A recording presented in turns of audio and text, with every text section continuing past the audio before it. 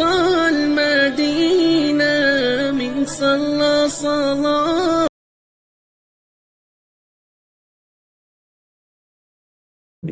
أما بعد،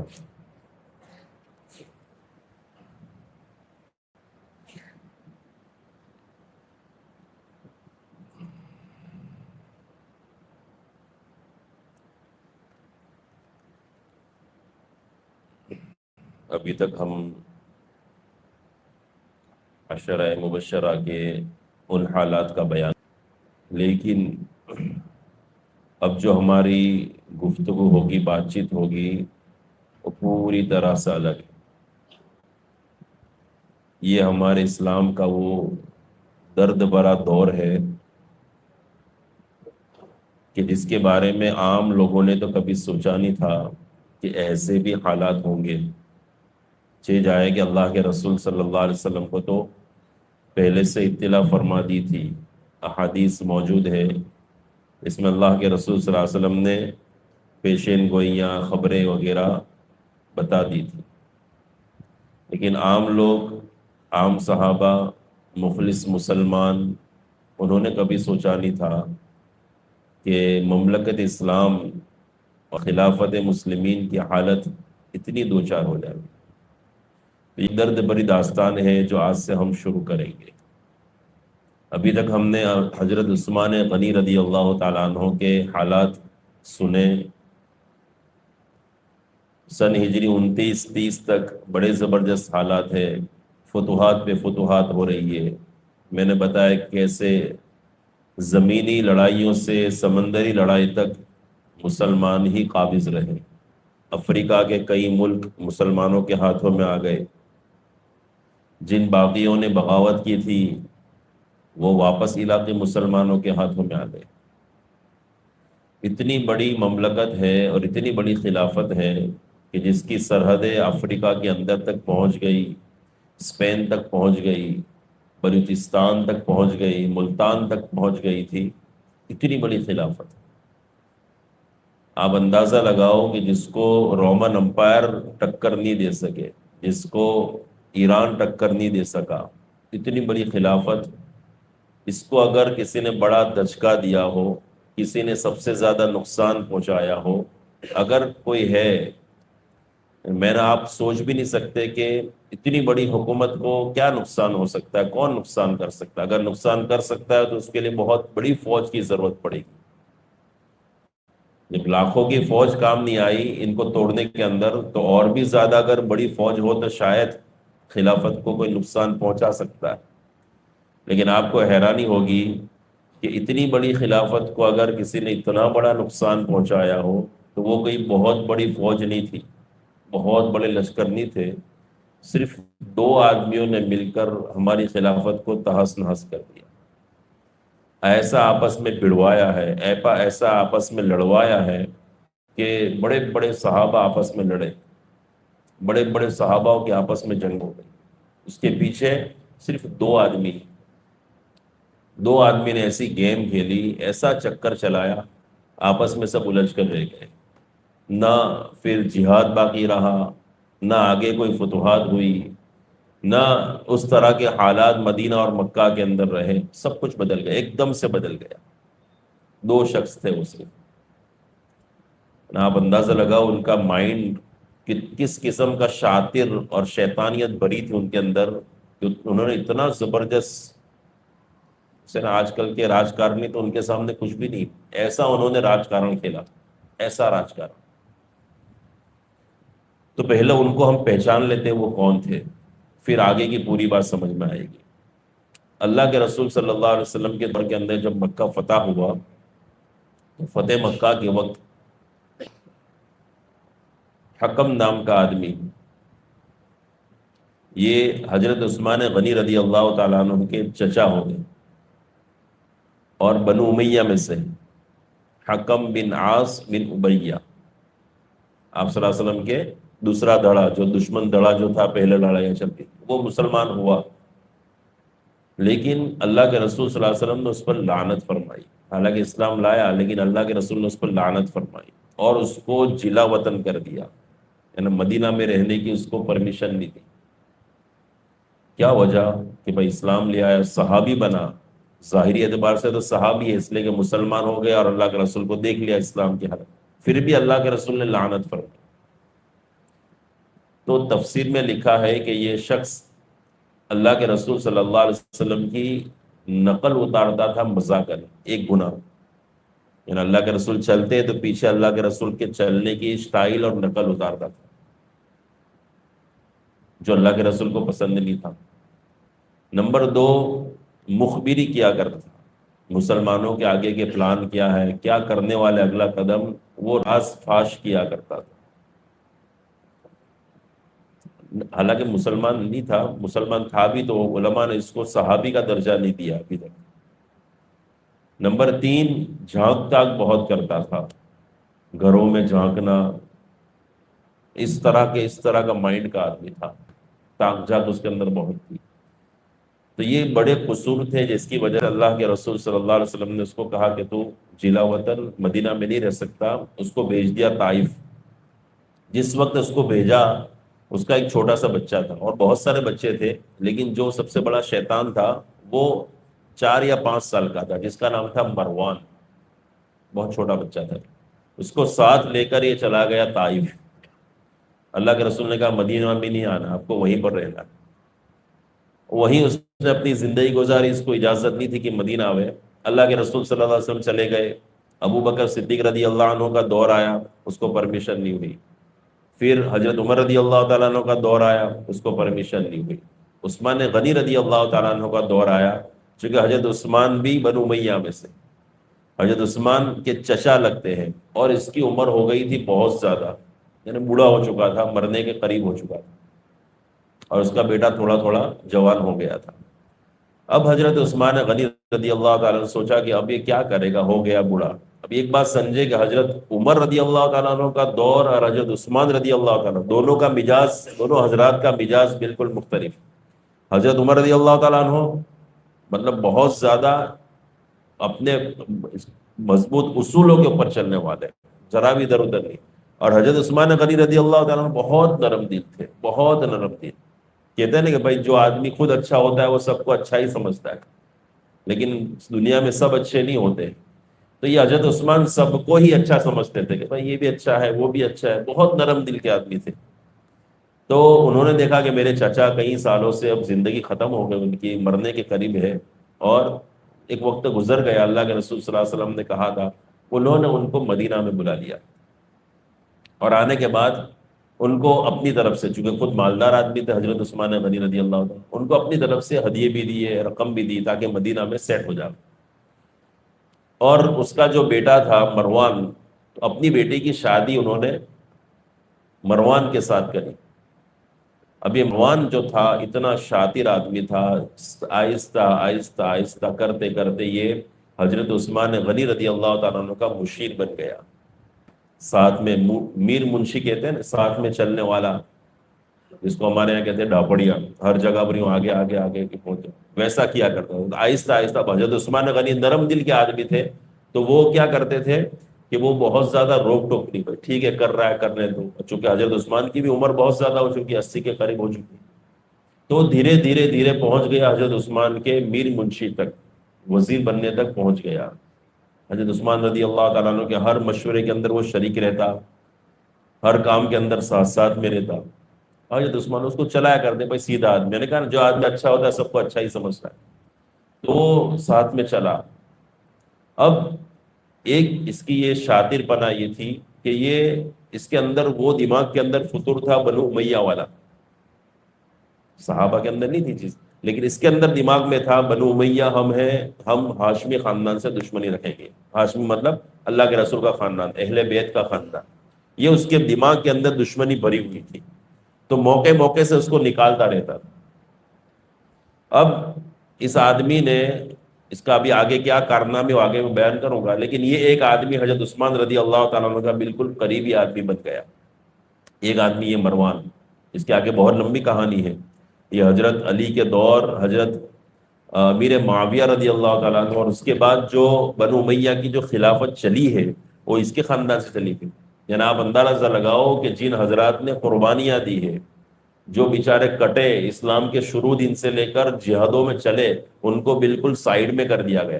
اور یہ جو بنو امیہ نے پھر جو قبضہ کیا ہے، مروان، اس کے بعد پھر اس کا بیٹا عبد الملک بن مروان، اور اس کے بعد پھر سلیمان ابن عبد الملک، اور اس کے بعد پھر آیا یزید، اور اس کے بعد انہی کے خاندان میں سے حضرت عبدالعزیز، عمر ابن عبدالعزیز رحمۃ اللہ. ایک شخص تھے جو ان کے خاندان کے اندر نیک آدمی نکلے، باقی سب ان کے اندر بھی تھوڑے اچھے کام بھی تھے، لیکن زیادہ تر انہوں نے کیا کیا، ہاشمی خاندان کو انہوں نے بد قطری ہے، حضرت ہاشمی خاندان کو انہوں نے حاشیے میں ڈال دیا. تو یہ ایک آدمی ہے جس نے آہستہ چلتے چلتے چلتے اسلامی حکومت کا پورا باغ ڈور اپنے ہاتھ میں لیا. یہ کتنا زیادہ چالاک آدمی تھا. تو ایک تو تھا مروان. دوسرا تھا کہ یہودیوں نے جب دیکھا کہ بھائی اب ان کے ساتھ میدان کے اندر تو لڑ نہیں سکتے ہم، ان کے ساتھ ٹکراؤ نہیں ہو سکتا میدان. اب جو یہودیوں کی اصل جو فطرت تھی کہ اندر میں گھسنا، اور ان کی جو چالاکیاں ہیں، آج بھی دیکھو وہ میدان میں اتنی زیادہ لڑ نہیں سکتے. وہ کیا کرتے ہیں، اندر سے ہی توڑتے ہیں، اندر سے ہی سازشیں کرتے ہیں، اندر سے ہی توڑنے کی مسلمانوں کو پلاننگ کرتے ہیں، اور ان کی جو خلاف چلتی ہے وہ سب اندر سے چلتی ہے. تو اس دور کے اندر بھی انہوں نے دیکھا کہ انہوں نے رومن امپائر کو ختم کر دیا، انہوں نے ایران کو ختم کر دیا. مسلمان کے سامنے اب کوئی ٹک نہیں سکتا ہے، انہوں نے طے کر لیا. تو اب انہوں نے دیکھا کہ اب مسلمانوں کو اندر سے توڑ. تو ایک شخص تھا جس کا نام تھا عبداللہ بن سبا، یہودی آدمی، مسلمان ہوا، مدینہ میں آیا. مدینہ میں آنے کے بعد اس نے دیکھا کہ مدینہ میں مسلمانوں کا ویک پوائنٹ کیا. اب یہ دو دور ہے جس کے اندر حضرت عثمان غنی رضی اللہ تعالیٰ عنہ بنو امیہ میں سے ہے، اور کچھ ایسے حالات پیش آ گئے جس کی وجہ سے جو اہل بیت ہے ان سے تھوڑا آپس میں آمنا سامنا ہو رہا ہے. تو اس نے محسوس کیا کہ یہ پوائنٹ ہے جس میں مسلمانوں کا آپس میں ٹکرایا جا سکتا ہے. تو مدینہ میں کچھ وقت رہا، اور اپنے آپ کو کیا ثابت کیا کہ میں اللہ کے رسول سے سب سے زیادہ محبت کرنے والا، اللہ کے رسول کے خاندان سے سب سے زیادہ محبت کرنے والا آدمی. اس نے محسوس کر لیا کہ یہ بھی پوائنٹ ہے مسلمانوں کو آپس میں لڑوانے کا. اس کے بعد نکل کر گیا کوفہ بصرہ، دو شہر تھے. میں نے آپ کو بتایا تھا حضرت عمر رضی اللہ تعالیٰ عنہ کے دور کے اندر یہ مسلمانوں کی ملٹری کی چھاونی تھی، باقاعدہ اس کو بسایا گیا تھا شہر کو، کوفہ اور بصرہ کو. جب حضرت عمر کے دور کے اندر جب چھاونیاں بنی تو یہ دو شہر آباد کیے گئے تھے، کوفہ اور بصرہ. اس کے بعد میں مستقل شہر بن گئے. تو یہ سب سے پہلے گیا کوفہ کے اندر، اور کوفہ کے اندر جانے کے بعد اس نے اہل بیت حضرت علی اور حضرت فاطمہ رضی اللہ عنہ ان کی محبت کے اندر قصیدے پڑھنا شروع کیے. اور آہستہ آہستہ اس نے ظاہر کیا کہ اہل بیت اللہ کے رسول کے خاندان پر ایک ظلم ہو رہا ہے، اس لیے کہ حقیقت میں خلافت کے حقدار تو حضرت علی رضی اللہ تعالیٰ عنہ. اور اس کے اوپر اس نے حدیثیں جو اللہ کے رسول نے علی رضی اللہ تعالیٰ عنہ کی فضیلت میں جو بیان کی تھی، وہ حدیثیں نکال نکال کر لوگوں کو بیان کرنا شروع کی. دیکھو ایک موقع پر اللہ کے رسول نے کہا تھا کہ جیسے موسیٰ علیہ السلام کے لیے ہارون تھے وزیر، ویسے میرے لیے علی وزیر ہے. اس کا کیا مطلب نکلا کہ جب موسیٰ علیہ السلام گئے کوہ طور پر تو اس کے بعد کون بنا تھا ان کے پیچھے خلیفہ؟ تو کہ ہارون علیہ السلام. جب اللہ کے رسول چلے گئے اللہ کے پاس تو ان کے بعد کون بننا چاہیے؟ تو کہ بھائی علی بننا چاہیے. تو حضرت علی کو تو بتایا بھی نہیں تھا، ابو بکر صدیق نے وہاں پر خلافت کی بیعت لے لی تھی. میں نے آپ کو بتایا نا کس طرح کیا حالات ہوئے تھے. تو وہ اس نے توڑ مروڑ کو لوگوں کو بیان کرنا شروع کیا، اور کہا کہ دیکھو حضرت فاطمہ کو آپ صلی اللہ علیہ وسلم کا وارثہ کا حصہ نہیں دیا ابو بکر نے. اصل میں مسئلہ یہ ہوا تھا کہ حضرت فاطمہ کو حدیث پتہ نہیں تھی. حضرت فاطمہ رضی اللہ تعالیٰ عنہ ابو بکر صدیق رضی اللہ تعالیٰ عنہ جب خلیفہ بنے تو ان کے پاس گئی اور کہا کہ میرے ابا کا جو میراث ہے اس کا کیا مسئلہ ہے. ان کو مسئلہ پتہ نہیں تھا.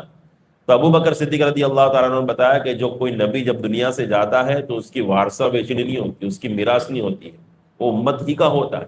اصل اس کی میراث اس کا دین، اس کی دین کی محنت، دین کی کڑن، یہ اصل اس کی میراث ہوتی ہے. ورنہ مال جائیداد وہ ان کے پیچھے ان کا ہوتا ہی نہیں ہے نبیوں کا، وہ امت کا ہو جاتا ہے. جب انہوں نے حدیث سنی تو ان کو بات سمجھ میں آ گئی، بات ختم ہو گئی. لیکن یہ جو بات کہ وہ حضرت فاطمہ ابو بکر رضی اللہ عنہ کے پاس گئی تھی، اس کو پوائنٹ بنا کر لوگوں میں بیان کیا کہ دیکھو حضرت فاطمہ ابو بکر کے پاس میراث لینے گئی، ابو بکر نے میراث نہیں دی. کیا مطلب؟ دشمنی ہے ان کو. اب حضرت عثمان رضی اللہ تعالیٰ عنہ دیکھو انہوں نے کیا کیا، اپنے چچا کو وہاں سے بلا لیا اور بیت المال میں سے لاکھوں درہم ان کو دیے. حالانکہ حضرت عثمان نے اپنی جیب سے، چونکہ خود مالدار تھے، اپنی طرف سے انہوں نے درہم دیے تھے. لیکن اس نے الزام، چونکہ وہ دور کوئی سوشل میڈیا کا تھا نہیں کہ فوراً خلاصہ ہو جاوے، فوراً چیک اپ ہو جائے، کچھ پتہ نہیں چلتا تھا، مہینوں لگ جاتے تھے ایک بات کی تحقیق کرنے کے اندر.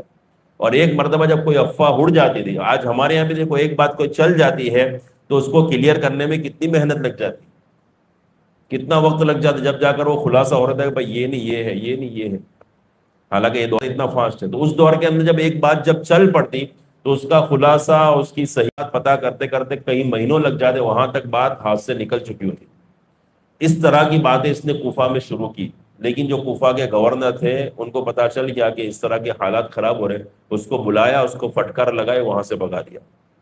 اس نے دیکھا کہ میرا کام بننے والا نہیں، ہو گیا بصرہ کے اندر، یہی سب کچھ اس نے ماحول کریٹ کیا. لیکن وہاں بھی حالات پتہ چل گئے، وہاں کے گورنر نے اس کو جلا وطن کر دیا، آج کے بعد تو بصرہ کے اندر انٹر نہیں کر سکتا. تو دونوں شہروں میں اس کا کام نہیں بنا. اب وہ گیا مصر کے اندر. اب مصر کے اندر کیا ہوا تھا، مصر کے اندر آپس میں جو مسلمان تھے وہ امیر سے ناراض تھے. عبداللہ ابن زید ابن سرح یہ حضرت عثمان رضی اللہ تعالیٰ عنہ کے رشتہ دار تھے، اور یہ کوئی نئی بات نہیں ہے کہ اپنے رشتہ دار کو گورنر بنایا ہو، کوئی معمولی بات تھی، جیسے دوسرے بہت سارے جگہوں پر بنایا تھا. تو وہ لوگوں کے درمیان میں ان سے ناراضگی تھی. اب یہاں پر اس کا کام بن گیا کہ یہ بنو امیہ میں سے تھے، جو گورنر تھے وہ، اور اس کو چاہیے تھا کیا، بنو امیہ کی مخالفت کرنے والا مجمع. اب مصر کے اندر اس نے جال تیار کیا کہ دیکھو یہ ایسا کر رہے ہیں، حضرت عثمان ایسا کر رہے ہیں، حضرت عثمان نے یہ کیا، سارے بہت سارے الزامات جو میں نے آپ کو کچھ گنوائے. قرآن شریف کو جلا دیا، میں نے بتایا قرآن شریف کا کیا مسئلہ ہوا تھا، حالانکہ جلانے کی وجہ کچھ اور تھی، لیکن اس کو پروپیگنڈا اس طرح سے بنایا کہ دیکھو اس دونوں نے قرآن شریف کو جلایا، یہ اللہ کے رسول کے خاندان کو پیچھے کر رہے ہیں، اور اصل حقدار تو حضرت علی ہے خلافت کے، تو ان کو آج ہی کسی بھی طرح سے ان کو معزول کر دینا چاہیے. اب یہ ہوا چلی مصر کے اندر، اس کو بہت زیادہ طاقت ملی. اب یہ بات دھیرے دھیرے رپورٹ پہنچی حضرت عثمان تک. حضرت عثمان غنی رضی اللہ تعالیٰ عنہ نے صحابہ کی ایک جماعت تیار کی اور کہا کہ بھائی دیکھو یہ کیا حالات ہے کوفہ کے اندر بھی، چونکہ کوفہ کے اندر آگ لگ چکی تھی، دھیرے دھیرے وہ بات بنتے بنتے وہاں بھی آگ پھیلی. تو کوفہ، بصرہ اور مصر، تین جگہوں کے اوپر یہ حالات پیدا ہوئے. صحابہ کی جماعت گئی، سارا رپورٹ لے کر آئی، اور حضرت عثمان کو سارا رپورٹ دیا کہ اس طرح کی باتیں ہیں. کچھ جائز شکایت بھی ہے، لیکن اصل میں یہ ان کا پھر آگے نام ہی گروپ کا پڑ گیا، ایک فرقہ بن گیا سبائی. عبداللہ ابن سبا تھا، اس کا نام ہی پڑ گیا پھر سبائی فرقہ. تو کہا کہ اس طرح کے لوگ ہیں جو آپ کے خلاف اس طرح کا پروپیگنڈا کرتے ہیں. تو حضرت عثمان رضی اللہ تعالیٰ عنہ نے جتنے بھی گورنر تھے اس علاقے کے ان کو بلوایا اور ان کے سامنے بیٹھ کر بات چیت کی، بھائی کیا کیا جائے، ان کے ساتھ کیا مسئلہ ہے. تو کہا کہ عبداللہ ابن سبا ہے، جس کی پوری بہت بڑی جماعت بن چکی ہے، پورا ایک فرقہ بن چکا ہے، ان کی یہ ساری شکایتیں. تو حضرت عثمان رضی اللہ تعالیٰ سب کے جواب دیے گورنر کو کہ آپ جا کر ان کو بتاؤ کہ اس کا جواب یہ ہے کہ میرے چچا کو بلایا، وہ مرنے کے قریب ہے، اور وہ میں نے اپنی جیب سے دیے ہیں. ایک اشکال یہ تھا کہ مدینہ کے باہر ایک چراگاہ تھی، یعنی بہت زیادہ گھسیالا میدان تھا، تو اس کو انہوں نے عام پبلک کے لیے ان کے جانور چرانے کو منع کر دیا حضرت عثمان رضی اللہ عنہ. تو اس پر لوگ ناراض تھے کہ بھائی کیسے منع کر دیا، اپنے جانور تو چرا دو، ہمارے جانور منع کر دیے. تو اس کا خلاصہ دیا حضرت عثمان نے کہ اس کو سرکاری زمین قرار میں نے نہیں دیا، حضرت عمر کے دور سے سرکاری زمین ہے، اور یہ اس لیے کہ جو سرکاری جانور ہے اس کے اندر چرے، اس کے لیے اس کو روک دیا ہے لوگوں کے چرانے کے لیے، ورنہ سرکاری جو اونٹ ہے اور جو بیت الکا مال کا جو جانور ہے وہ کہاں چرے گے. پھر اس کے لیے ایک جگہ طے کر دی کہ وہاں پر ان کی دیکھ بھال ہوگی. اور میرے پاس تو صرف 2 اونٹ بچے ہیں، حالانکہ میرے پاس ہزاروں اونٹ ہے، میں نے آپ کو بتایا تبوک کا واقعہ، لیکن میں نے سب اللہ کے راستے میں خرچ کر دیا. میرے پاس صرف 2 اونٹ ہے اور میرے دونوں اونٹ بھی وہاں پر نہیں چرتے. تو اس طرح کے ہر سوال کا جواب حضرت عثمان نے دیا اور کہا ان حاکموں کو اب کیا کیا. انہوں نے کہا ان کو پکڑو، ان کو سزا دو، ان کو پھٹکار لگاؤ، سپاڑے پڑیں گے تو سیدھے ہو جائیں گے. لیکن حضرت عثمان بہت نرم دل تھے، وہ کہنے لگے نہیں، ان کو مار کر کیا کریں گے، ان کو یہ صرف جواب سے تسلی دو. اب یہ سب گورنر گئے اپنے علاقوں کے اندر، ان سب کو عبداللہ ابن سبا، لیکن وہ کہتے ہیں نا کہ وہ بن گئے تھے انبھگت. ان کے مغز میں صرف ایک ہی بات تھی کہ حضرت عثمان کو ہٹاؤ، جتنی بھی دلیل دو ساری دلیل ان کے درمیان میں زیرو تھی، سمجھنے کو تیار ہی نہیں ہو، کیونکہ وہ اندر سے پورا پروپیگنڈا تھا کہ کسی بھی طرح سے حضرت عثمان کو ہٹانا ہے. اب یہ حالات بد سے بدتر ہوتے گئے اور ہوا بالکل مخالف ہونے لگی. حضرت عثمان رضی اللہ تعالیٰ نے اعلان کیا کہ بھائی ایک کام کرو، جس کو بھی اعتراض ہو، کوئی مسئلہ ہو، تو وہ حج آ رہا ہے، حج کے درمیان میں مجھ سے آ کر مل لیں، انشاءاللہ سب کے اشکال کا جواب اور جو شکایت ہے اس کو ہم دور کریں گے. اب عبداللہ ابن سبا اور اس کے پورے جو گروپ تھا ان کو موقع ملا کہ یہ جو بلایا جا رہا ہے اس کو غنیمت سمجھ کر ہم وہاں جا کر حملہ کر دیں گے.